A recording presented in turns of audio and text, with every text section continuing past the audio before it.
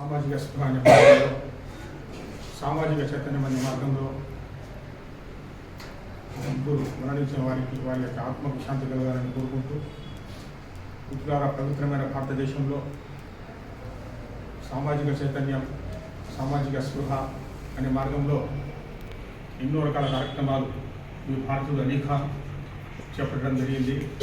సొంత ఖర్చులకు ఇట్లారా పవిత్రమైన భారతదేశంలో మన రాజ్యాంగం చాలా గొప్పది, స్వర్గం లాంటిది. కాన్స్టిట్యూషన్ అంటే, దస్తూరి హింద్ అంటే, మన రాజ్యాంగం అంటే చాలా చాలా గొప్పది.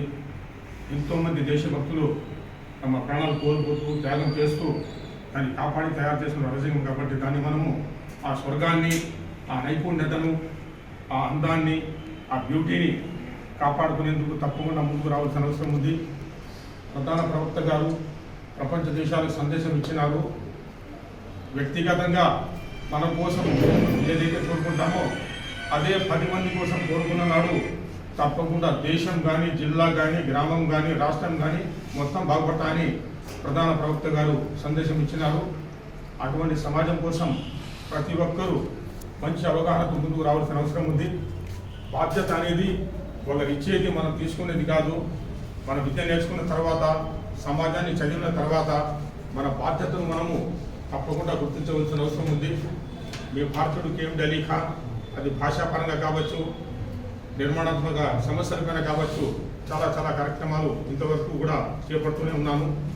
అది సమాచార విషయం కావచ్చు, ఏదైనా కావచ్చు. ఎందుకంటే ఒక స్పందన, పెద్దలు చెప్పినట్టు వేదికను అలంకరించిన పెద్దలు వారు చెప్పినట్టు ఒక ప్రశ్న, ఒక ఆవేదన, ఒక ఆలోచన, ఒక అవగాహన చాలా చాలా ముఖ్యము.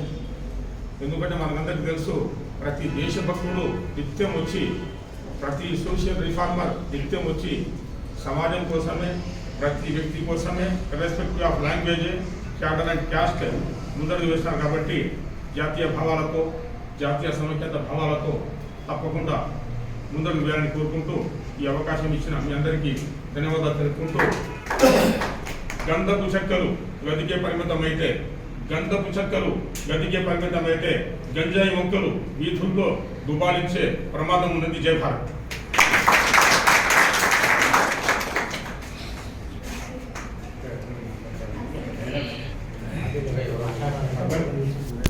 ఎవరైనా మాట్లాడాలంటే